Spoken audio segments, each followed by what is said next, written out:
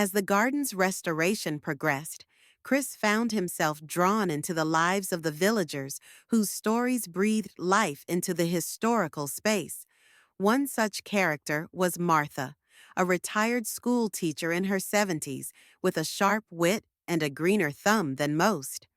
Martha had taught most of the village's residents in her cramped but cozy classroom, and now she was teaching them again, this time about the art of pruning and plant care. Under her guidance, the garden's rose bushes began to thrive, bursting into a riot of colors that had been absent for years.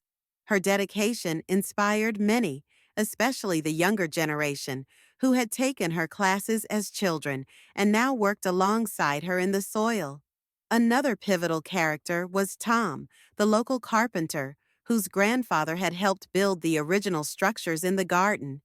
Tom, who had inherited his grandfather's workshop, found old blueprints that became crucial in restoring the garden's trellises and gazebos. With meticulous attention to detail, Tom worked tirelessly, often late into the night, to ensure that every nail and board was a tribute to the garden's original craftsmanship. His connection to the garden was not just professional, but deeply personal, as he had proposed to his wife there many years ago under the very trellises he was now restoring.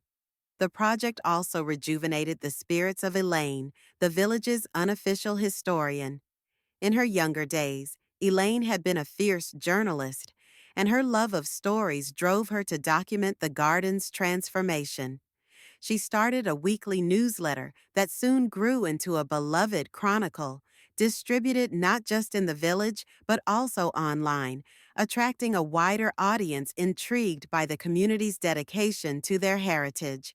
Her articles, filled with historical anecdotes and interviews with her fellow villagers, painted a vivid picture of the garden's cultural and emotional significance to the community. As the garden began to blossom again, so did the villagers' sense of purpose and community. The garden became a gathering place, not just for planting, but for celebration and remembrance.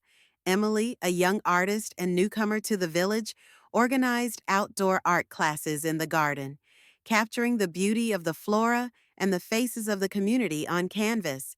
These classes attracted not only the village youth, but also elders like Martha, who discovered a passion for painting that matched her gardening skills. As autumn gave way to winter, the garden's reopening festival approached, marked by an undercurrent of anticipation and excitement. Sarah, who owned the local cafe, brewed special garden-themed blends of tea and coffee, infusing herbs grown in the garden. Her cafe became a warm haven for chilly volunteers after a day's work in the garden, her hot drinks serving as both literal and metaphorical warmth. The festival itself was a tapestry of the village's talents and traditions. Martha's roses were center stage in the floral displays. Tom's refurbished benches and gazebos offered rest and reflection spots for visitors. Elaine's historical displays, which detailed the garden's story through photographs and articles, adorned the entrance, providing a narrative gateway into the garden. When the festival day finally arrived, the garden was transformed under the soft glow of hundreds of fairy lights.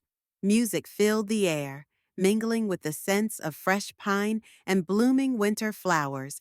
Children laughed as they dashed through the paths, playing hide and seek behind Tom's beautifully crafted gazebos.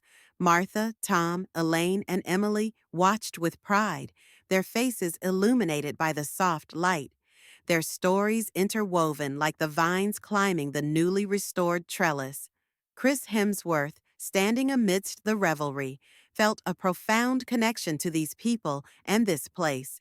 His documentary had started as a project about a garden, but had blossomed into a story about a community rekindled, a tapestry woven from individual threads of history, hope, and restoration.